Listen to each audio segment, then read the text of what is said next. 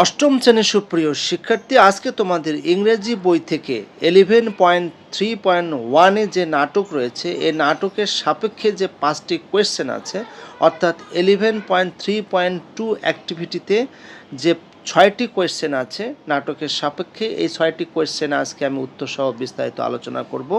আর যেহেতু 11.3.1 যে নাটকটি রয়েছে আমি অলরেডি এটি বাংলা অনুবাদ সহকারে বুঝিয়ে দিয়েছি, তোমরা অবশ্যই ভিডিওটি দেখে নেবে। আর ডেসক্রিপশন বক্সে আমি এটার ভিডিও লিঙ্কটা দিয়ে দেব, তোমরা আগে নাটকটি ভালো করে বুঝবে, তারপরে 6টি প্রশ্নের উত্তর বোঝার চেষ্টা করবে। তাহলে আমি সরাসরি 6টি প্রশ্নের উত্তর সেকশনে চলে যাচ্ছি।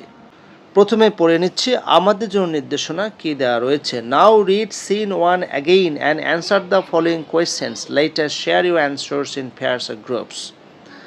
বলা হচ্ছে যে সিন 1 আবার এটা পড়ে নাও, এখানে সিনটা 7 হয়ে গেছে, বানানো একটু ভুল আছে, এবং নিচে প্রশ্নগুলোর উত্তর দাও, তারপর তোমার উত্তরগুলো দুজনে অথবা গ্রুপের ভিতরে শেয়ার করো।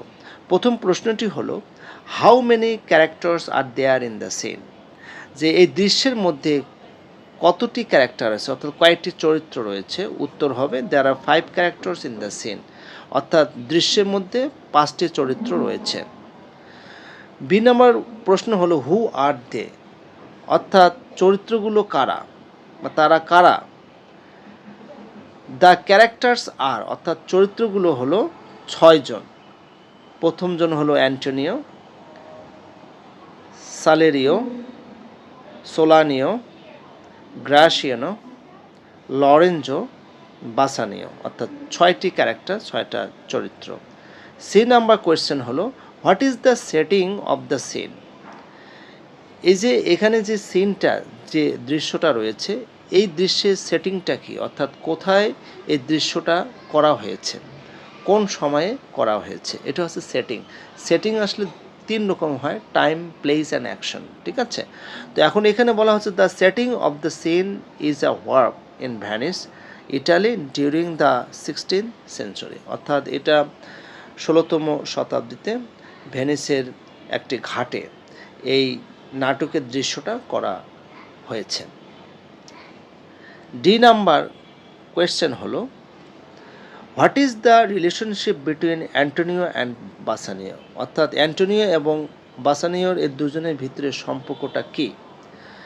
How do you get to know about their relationship, যে তাদের সম্পর্ক সম্বন্ধে তুমি কিভাবে জেনেছো। এক্সপ্লেইন উইথ অ্যান এক্সাম্পল, একটা উদাহরণের মাধ্যমে ব্যাখ্যা করো। Antonio and Bassanio share a close friendship and it can be inferred that they have a deep bond. Antonio এবং বাসানিও একটা ঘনিষ্ঠ বন্ধুত্ব ভাগাভাগি করছে, অর্থাৎ মেনটেন করছে, এবং এটা অনুমান করা যেতে পারে যে তাদের ভিতরে একটা গভীর বন্ধন আছে। This is evident when Bassanio confesses to Antonio that he has been living beyond his means. এটা স্পষ্ট যখন বাসানিও অ্যান্টোনিওর কাছে স্বীকার করে যে সে তার সামর্থ্যের বাইরে গিয়ে জীবনযাপন করছে, and owes a lot of money, most of which is to Antonio himself, এবং সে অনেকগুলো টাকাও ধার করেছে এবং এই অধিকাংশ টাকাও কিন্তু অ্যান্টোনিওর কাছ থেকে নিয়েছে। Antonio's willingness to help Bassanio despite his own financial situation shows the strength of their friendship. বাসানিওকে সাহায্য করার অ্যান্টোনিওর যে ইচ্ছা, তার নিজের আর্থিক পরিস্থিতি খারাপ হওয়া সত্ত্বেও, এটা আসলে দেখায় যে তাদের বন্ধুত্বের একটা বন্ধনের যে শক্তি, এটাকে দেখায়। For example, when Bassanio expresses a desire to win Portia's hand but lacks the funds to compete with other suitors, Antonio immediately offers to help him by suggesting that Bassanio uses his credit to borrow money. উদাহরণস্বরূপ হচ্ছে, যখন বাসানিও তার ইচ্ছাটা ব্যক্ত করে যে সে পর্শিয়ার হাত জয় করতে চায়, পর্শিয়াকে সে জয় করতে চায়, পর্শিয়াকে সে বিয়ে করতে চায়, কিন্তু অন্যান্য যে প্রতিযোগী রয়েছে তাদের সাথে প্রতিযোগিতা করার জন্য তার টাকার অভাব রয়েছে। ফান্ডস মানে কি? মানি বা টাকার অভাব রয়েছে।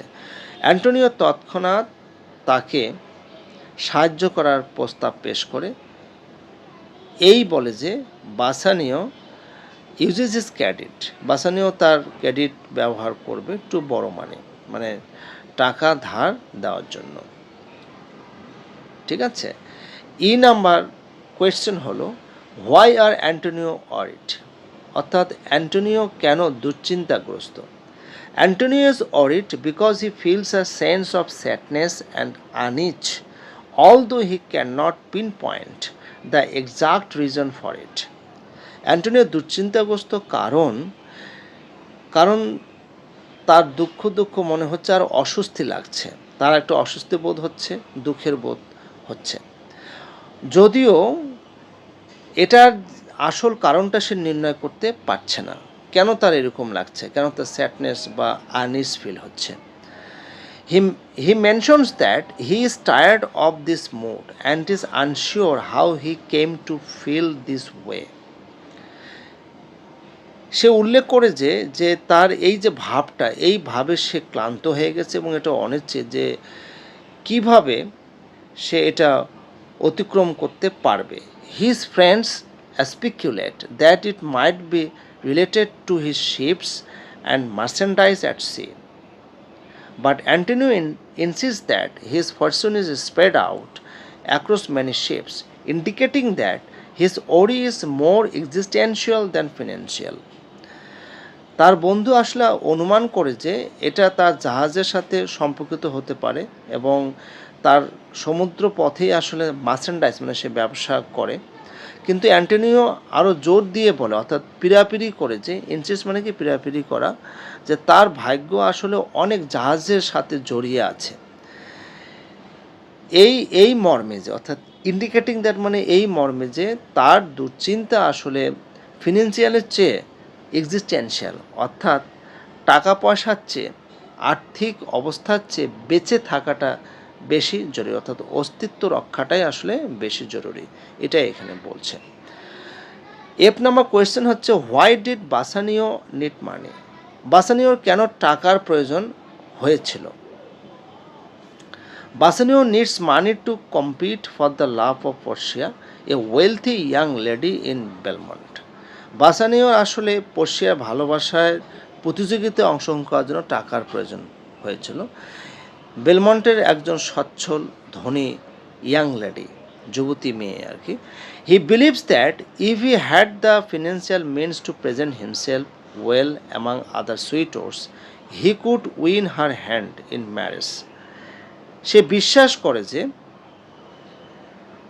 যদি তাকে উপস্থাপন করার জন্য অন্যান্য প্রতিযোগিতার মধ্যে উপস্থাপন করার জন্য তা যদি ফিনান্সিয়াল মিন অর্থাৎ টাকা পয়সা থাকতো, সে কিন্তু বিয়ের জন্য তার হাতটা জয় করতে পারত, পর্শিয়ার হাতটা সে জয় করতে পারত। He expresses his concern to Antonio, stating that many young man are vying for Portia's affection. অ্যান্টোনিওর কাছে তার এই উদ্বেগটা প্রকাশ করে এই বলে যে অনেক ইয়াং ম্যান, অনেক তরুণ যুবক পর্শিয়ার ভালোবাসার জন্য প্রতিযোগিতা করছে। ভাইং মানে হচ্ছে প্রতিযোগিতা করা। And he feels he can not compete without funds, এবং সে অনুভব করছে যে টাকা পয়সা ছাড়া সে প্রতিযোগিতা করতে পারে না। উইদাউট ফান্ডস মানে টাকা পয়সা ব্যতীত, অর্থ ছাড়া সে প্রতিযোগিতা করতে পারে না। অষ্টম শ্রেণীর সুপ্রিয় শিক্ষার্থী, এই ছিল তোমাদের 6টি প্রশ্ন সিন 1-এর সাপেক্ষে। আমাদের আরও বেশ কয়েকটি সিন আছে এই নাটকটি দ্য মার্চেন্ট অফ ভেনিসে। আমি পর্যায়ক্রমে এগুলো আলোচনা করব, তোমরা অবশ্যই প্রত্যেকটা ভিডিও ভালো করে দেখবে। আজকে এ পর্যন্তই, সবাই ভালো থাকবে।